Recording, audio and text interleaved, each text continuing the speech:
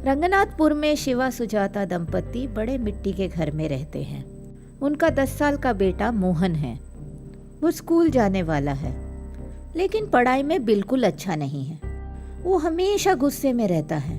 हर बार किसी न किसी के साथ झगड़ा करके घर लौटता है। शिवा और सुजाता की अच्छी आदतों के कारण गांव वाले उन पर बुरा नहीं कहते, लेकिन उसके व्यवहार में कोई बदलाव नहीं आता।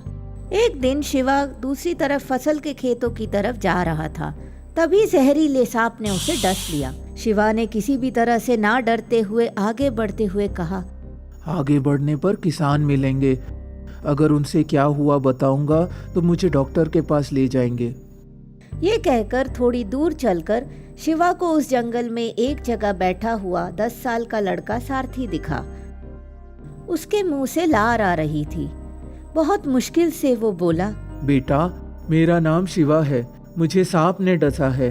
पास में खेतों में किसान होंगे, उनके पास जाकर ये बताओ कि शिवा को जहरीले सांप ने डसा है।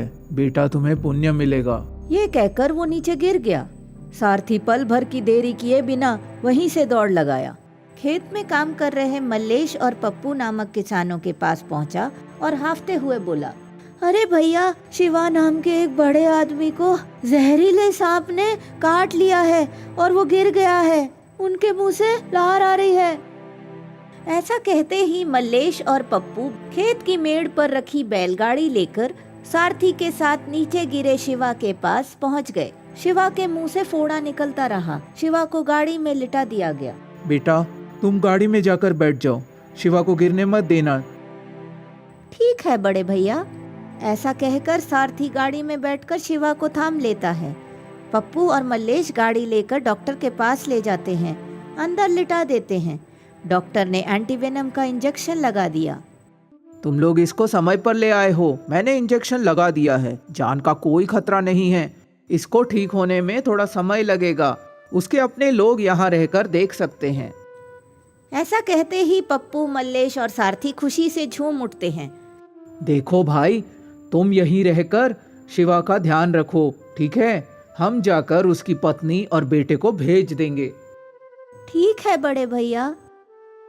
नाम क्या है तुम्हारा? मेरा नाम सारथी है बड़े भैया। ऐसा कहते ही पप्पू और मल्लेश बैलगाड़ी लेकर वहां से चले जाते हैं। सारथी शिवा के पास खड़ा होकर देखता है। पप्पू मल्लेश शिवा के घर जाते हैं और उसकी पत्नी सुजाता को बात बताते हैं। सुजाता घबरा जाती है। अब वो कैसे है? डॉक्टर बाबू ने कहा है कि जान का कोई खतरा नहीं है माँ। उसी समय सांप के डंक का शिकार शिवा को सारथी नामक लड़के ने देखा और हमें बताया, इसीलिए वो बच गया। जाओ माँ, देर मत करो। अभी सारथी वही है। जाओ माँ, देर मत करो। ठीक है, मैं अभी जा रही हूँ। ये कहते ही पप्पू और मल्लेश गाड़ी लेकर खेत की ओर चल पड़ते हैं। सुजाता घर में ताला लगाकर जल्दी जल्दी डॉक्टर के पास पहुंचती है। डॉक्टर साहब, मेरे पति शिवा कैसे हैं? चिंता मत करो माँ, जान का कोई खतरा नहीं है। वो ठीक हो जाएंगे। अंदर बिस्तर पर लिटा दिया है। सारथी नाम का 10 साल का लड़का शिवा के पास है। जाओ, अंदर जाकर देखो। ये कहकर सुजाता अंदर गई और बिस्तर पर लेटे शिवा और उसके पास खड़े सारथी को देखा। ये देखकर उसका मन शांत हो गया। वो सारथी के पास गई, उससे बात की और उसके बारे में पूछा। माँ जी मत कहो सारथी। अगर तुम्हें आपत्ति ना हो तो मुझे माँ बोलो। मेरे माँ बाप कर्ज की परेशानी सहन ना कर पाने से जहर पीकर मर गए। अब मेरे पास कोई नहीं है माँ जी। जो मुझे खाना खिलाएंगे वही मेरे माँ बाप हैं। जिस घर में आश्रय मिलेगा वही मेरा घर है। कहते हुए वो आंसू बहाता है।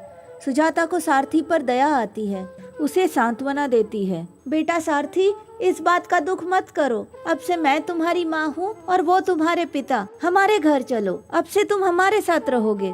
कहते हुए वो हिम्मत देती है और अपने पति शिवा के साथ सारथी को अपने घर ले जाती है। पहले उसे पेट भर खाना खिलाती है। तभी मोहन स्कूल से घर आता है। सारथी को देखकर वो गुस्सा हो जाता है। तुम कौन हो? हमारे घर में बैठकर खाना क्यों खा रहे हो? जाओ, बाहर जाओ। तभी सुजाता उनके पास आती है। मोहन, वो खाना खा रहा है, उसके साथ ऐसा मत करो। उसे खाने दो। मैं सारथी को घर लेकर आई हूँ, उसको परेशान मत करो, खाने दो। ये मेरे सामने नहीं रहना चाहिए। खाने के बाद इसे बाहर भेज दो, ये मुझे फिर से यहाँ दिखना नहीं चाहिए। ये कहते हुए मोहन भीतर चला जाता है। सारथी डरते डरते खाना खाता है।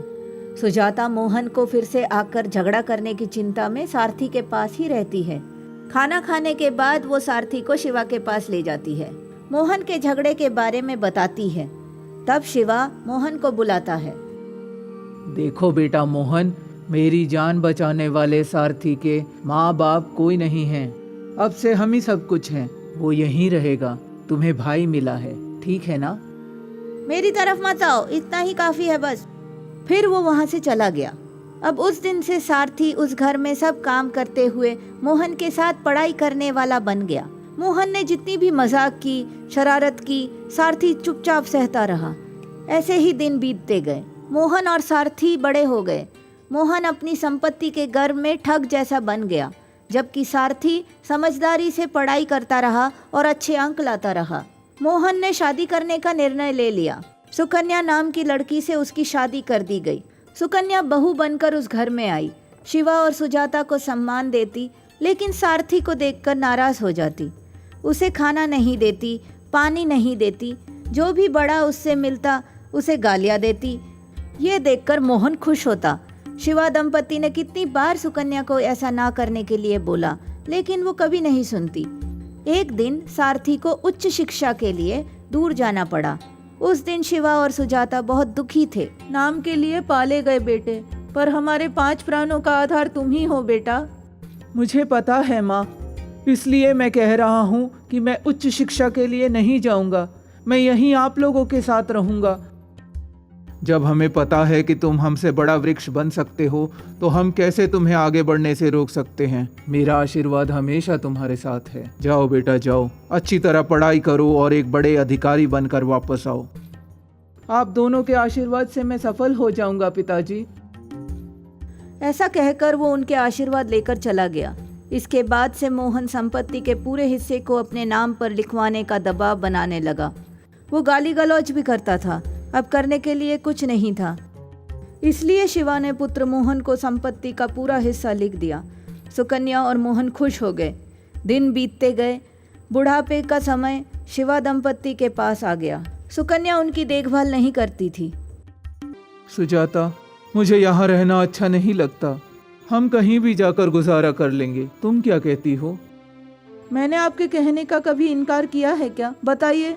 अगर सारथी यहाँ आएगा और हमें नहीं पाएगा तो हम कहाँ हैं ये उसे कैसे पता चलेगा? वो आने तक यहाँ ही रहेंगे, सारथी के आने के बाद चले जाएंगे। ठीक है सुजाता, तुम जो कह रही हो वो भी सच है। पुत्र मोहन हमें अच्छी तरह से देख नहीं पा रहा है। कोई बात नहीं, सारथी उस प्यार को बांटेगा। सारथी आने तक हम यही रहेंगे सुजाता। ऐसा कहकर घर में सुजाता खाना बना रही थी।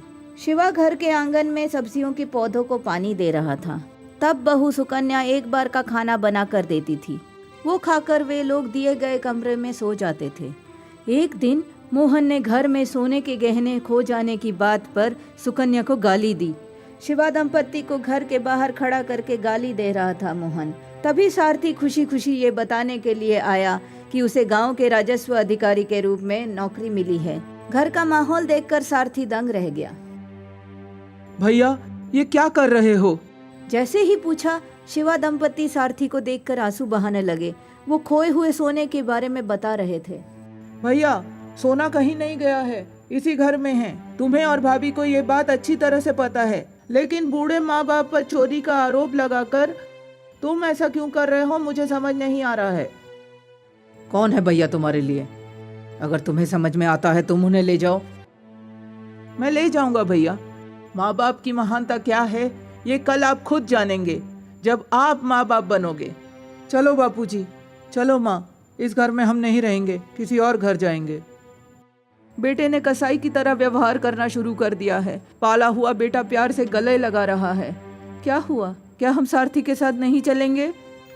हाँ सुजाता, लेकिन बापूजी, मैं जानता हूँ आप क्या सोच रहे हैं। मुझे इसी गांव में गांव राजस्व अधिकारी के नौकरी मिली है। मैं आपकी अच्छी तरह से देखभाल करूँगा। ये कहने पर शिवा दंपत्ति खुश हो जाते हैं। वहाँ से एक और घर में जाकर सारथी के प्रेम को देखकर खुश हो जाते हैं। कुछ समय बाद सारथी की शादी कमला से होती है। कमला सभी सेवाएं करती है। शिवा दंपत्ति का बहुत प्यार से ख्याल रखती है और अच्छे से गृहस्थी बिता रही होती है। ये देखकर सारथी बहुत खुश होता है। इस तरह शिवा और सुजाता का शेष जीवन खुशी खुशी बीतता है।